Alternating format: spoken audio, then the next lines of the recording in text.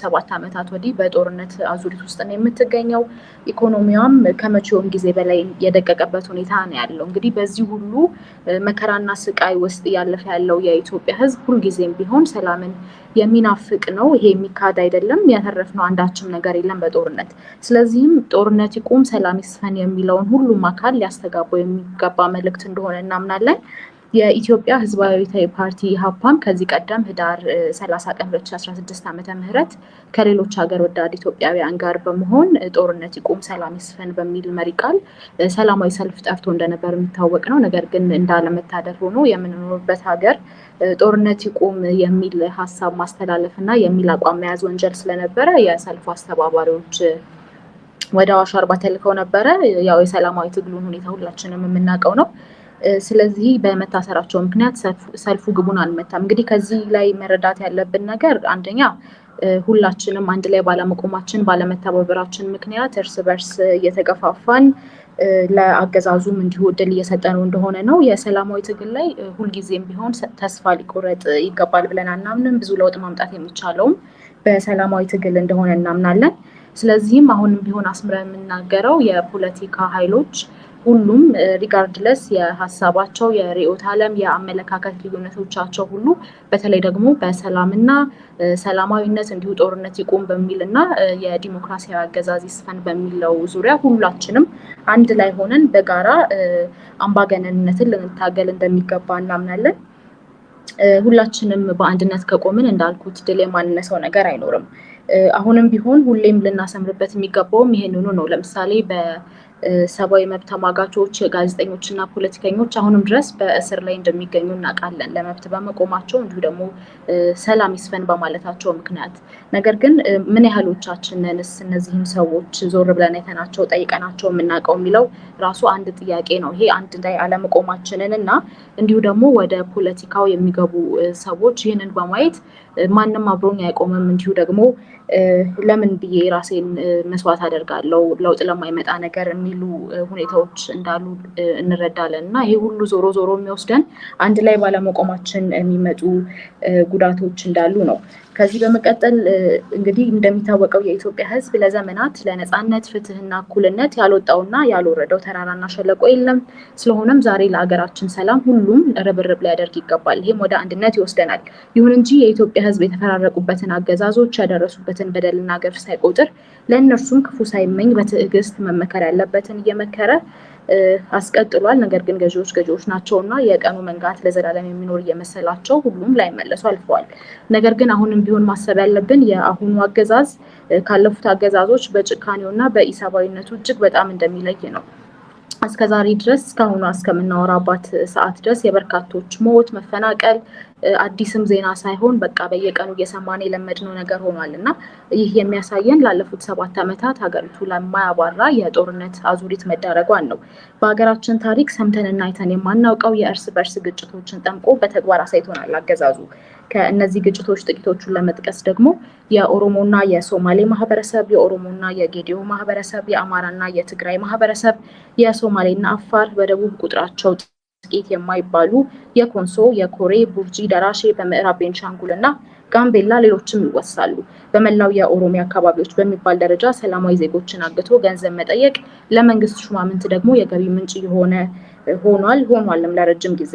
ከአስከፊውና አሰቃቂው እንዲሁም ደግሞ አገዛዙ ለስልጣኑ ሲል ካስቀጠለው የትግራይ ጦርነት ተላቀቅን ስንል አሁን ደግሞ እንደምናየው በአማራ ክልል ብዙዎችን እየቀጠፈ ያለ የጦርነት ሁኔታ እንዳለ እንረዳለን። የራስን ዜጋ በድሮን መግደል እንደው ቢያድለን ኖሮ በመንግስት የሚጠበቅ ነገር አይደለም። የራሱን ዜጎች በድሮን መግደል እንዲሁ በከባድ መሳሪያ መግደል። ነገር ግን ቅድም እንዳልኩት ያለንበት ሀገር ሞራል የሚጠየቅበት ምስል አይደለም።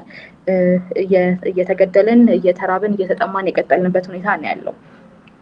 እንዲሁ የሀገር መከላከያ ሰራዊትም የሀገሪቱን ዳር ድንበር በማስከበር ስራው ላይ መጠመድ ሲገባው እንዲሁ ከወንድሞቹ ጋር እየተጣላ ቀጥሏል። ይህም በታሪክ ተወቃሽ የሚያደርገው መሆኑን ሊረዳና ቆም ብሎ ደግሞ ምንድነው እያደረግኩ ያለሁት፣ ሙሉ መዋቅሩ ምንድነው እያደረግን ያለ ነው፣ የአንድ ሰውን ስልጣን ለማስቀጠል ይህን ሁሉ ማድረግስ ይገባል ወይ የሚል ጥያቄ ሊጠይቅ ይገባል። ምክንያቱም ወደፊት መጠየቅ አይቀርምና የሀገር መከላከያ ሰራዊቱም እንዲሁ ደግሞ ሌሎች የጸጥታ አካላት የተቋቋምንበት ዓላማ ምንድነው የሚለውን በደንብ በደንብ ሊያጤኑና ወደ ትክክለኛው መስመር ሊመለሱ እንደሚገባ እናምናለን።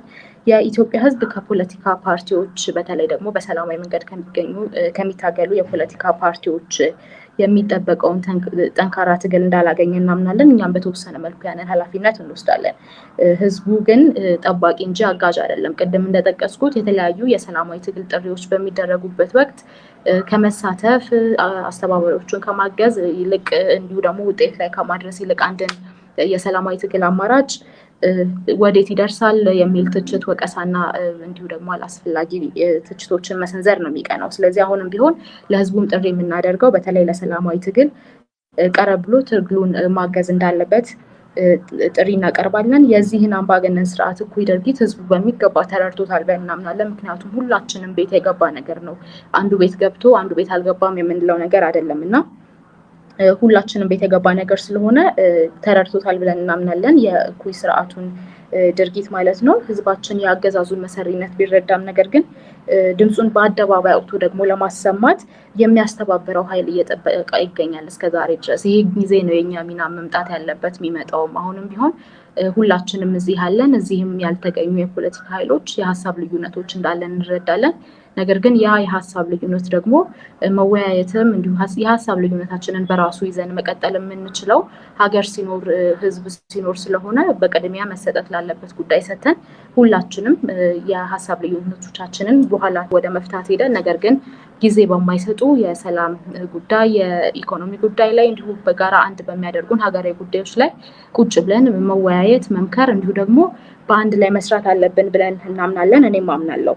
ጦርነት እንዲያበቃ የማይፈልግ ካለ ያ የአገዛዙ እንግዲህ አጋዥ እንደሆነ ነው እኔ የምረዳው።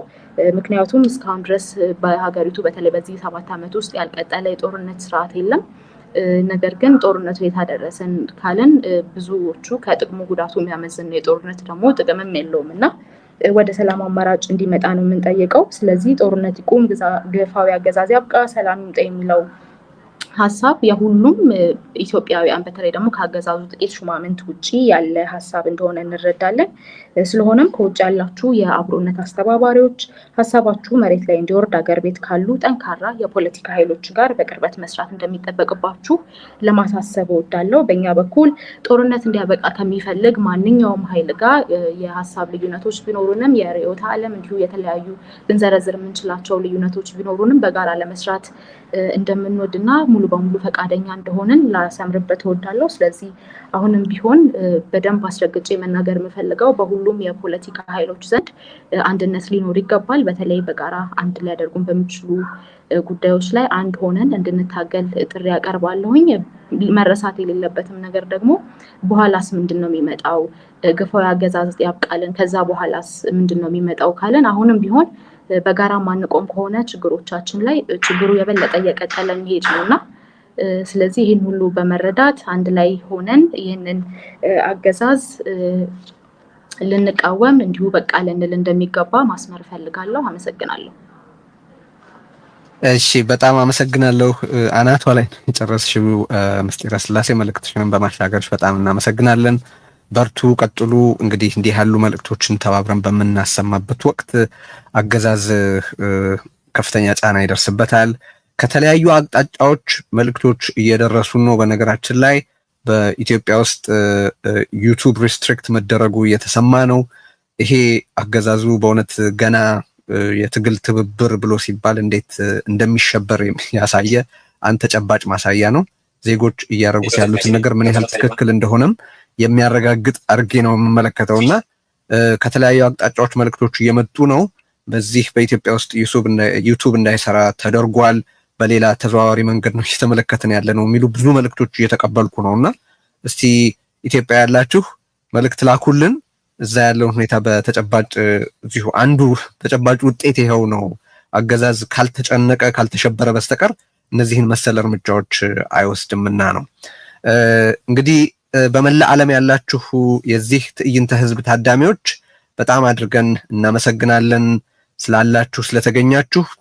ሃይማኖት፣ ብሔር፣ አካባቢ ወይም ሌላ የርዕዮተ ዓለም ልዩነት ሳይገድባችሁ ከመላ ዓለም ተሰባስባችሁ ጦርነት ይቁም፣ አገዛዝ ያብቃ፣ ሰላም ይምጣ የሚሉ መልእክቶችን በመላ ዓለም እያሻገራችሁ እያስተላለፋችሁ ስላለ ደስ ይለናል። ቀጥሉበት። እየተመለከታችሁት ነው። ኦልሬዲ ውጤቱን እያያችሁ ነው። ዜጎች ሲተባበሩ አገዛዝ ይሸበራል። እውነታው ይሄ ነው። ስለዚህ አሁን መፈክራችሁን አስተጋቡ። አጀንዳውን ዜጎች ናቸው መስጠት ያለባቸው፣ አገዛዝ አይደለም እና እሱን መልእክት ማሻገር ወዳለሁ። እንቀጥላለን። አቶ አሉላ ሰለሞን ቀጣዩ ተናጋሪያችን ነው። አቶ አሉላ ሰለሞን በአሁኑ ወቅት በተለይ በትግራይ ውስጥ ባለ ፖለቲካ ዙሪያ ለውጥ የመፈለግ ምልክት ሆነው ካሉ ጎላ ያለ የተለያየ የመዋቅር ለውጥ እንዲመጣ ድምጽ ከሚያሰሙ ምልክቶች አንዱ ነው። በተለያየ ሁኔታ የእስከዛሬው መንገድ አይበቃም፣ ማነው የእስከዛሬው መንገድ ይበቃል፣ የእስካሁኑ ዋጋ ወይም ኪሳራ ይበቃል፣ ከዚህ በኋላ አዲስ መንገድ መኖር አለበት የሚል ሀሳብ በስፋት ያስተናግዳልና እርሱን ወደዚህ ወደ መድረክ ጋብዘን ጦርነት እንዴት ሊቆም፣ አገዛዝ እንዴት ሊያበቃና ዘላቂ ሰላም እንዴት ሊሰፍን እንደሚችል ያለውን ሀሳብ ያቀርብልናል። እንግዲህ መፈክሮቻችንን አሰሙ። ጦርነት ይቁም በሉ፣ ሰላም ይምጣ በሉ፣ አገዛዝ ይብቃ በሉ፣ ዜጎች እንተባበር፣ ስንተባበር እናሸንፋለን። አሉላ ቀጥል። አመሰግናለሁ ቴድሮስ። በመጀመሪያ ይህንን መድረክ ያዘጋጀው አብሮነት በተለይ ደግሞ አቶ ልደቱን በዚህ ረገድ እጅግ አድርጌ ማመስገን ፈልጋለሁ። አክብሮቴንም መግለጽ እወዳለሁ። በእንደዚህ አይነት በተለይ ኢትዮጵያ ውስጥ እንደዚህ አይነት መድረኮች ለማዘጋጀት የሞከሩ ወይም ደግሞ የሰላም ጥሪን ያቀረቡ ሰዎች ምን ያክል ዋጋ እንደከፈሉ እናውቃለን። በኪነ ጥበብ መድረክ ጦርነት ይቁም፣ ሰላም ይምጣ ያሉ ዜጎች ዋጋ ከፍለዋል። የፖለቲካ ድርጅት አመራሮች ጦርነት እንዲቆም፣ ሰላም እንዲመጣ የጠየቁ፣ አገዛዝ እንዲያበቃ የጠየቁ ዋጋ ከፍለዋል። አሁንም ዋጋ እየከፈሉ ነው ያሉት፣ በሰላማዊ መንገድ የትግል ላይ ያሉት ማለት ነው። ነገር ግን እንደዛም እየሆነ ተስፋ ባለመቁረጥ ይህንን ትግል የቀጠሉ በሀገር ውስጥም በውጭም ብዙ ዜጎች አሉ። ይህ የሰላማዊ ትግል ጥሪ ጦርነት እንዲያበቃ፣ አገዛዝ እንዲያበቃ የሚደረግ ጥሪ በመሰረቱ ሰላማዊ መሆንን አለበት ትግሉ ብለው ያመኑ በዋናነት በተጨማሪ ደግሞ አገዛዙ የሰላማዊ ትግል ስፔስ ወይም ከባቢውን ስለዘጋው ያለን አማራጭ በትጥቅ ትግል ነው የምንፋለመው ብለው ትጥቅ ትግል እያካሄዱ ያሉ ወገኖችም አሉ። ከዚህ በተጨማሪ የሰላማዊ ትግል አስፈላጊነት ከመግለጽ ባለፈ እንዲሁም በትጥቅ ትግልም የሚደረገው ትግል እንረዳለን፣ ወገኖቻችን ያሉበት ሁኔታ ያ እድል ስለተዘጋ ነው ወደ በረሃ ወጥተው እየታገሉ ያሉት የሚሉ ከውጭም ጋር መተባበር አለብን ይህንን አገዛዝ እንዲያበቃ የሚሉ አካላት እንዳሉም እንረዳለን። በዚህ ትዕይንተ ህዝቡም እየተሳተፉም እንዲሁም እየተከታተሉ ያሉ ወገኖችም በዚህ ረገድ የሚገለጹ ነው ብዬ አምናለሁ። ዋናው ነገር ግን በእኔ እምነት ሰላማዊ ትግል ከዋጋ አንጻርም ከምንከፍለው ዋጋ አንጻርም እጅግ ያነሰ፣ አገዛዙ ደግሞ በጣም የሚፈራው የትግል ስልት መሆኑ አምናለሁ። ምክንያቱ ሀሳብ ይፈራል። አገዛዙ በጦርነት እድሜውን ማራዘም እንደሚችል ያምናል። በሀሳብ የሚደረግ ትግል ግን እጅግ ያስፈራዋል። ይህም በተግባር የታየ ነው። ቅድም እንደገለጽኩት በሀገሪቱ የሰላም ጥሪ ያቀረቡ፣ ጦርነት እንዲቆም ጥሪ ያቀረቡ ዜጎች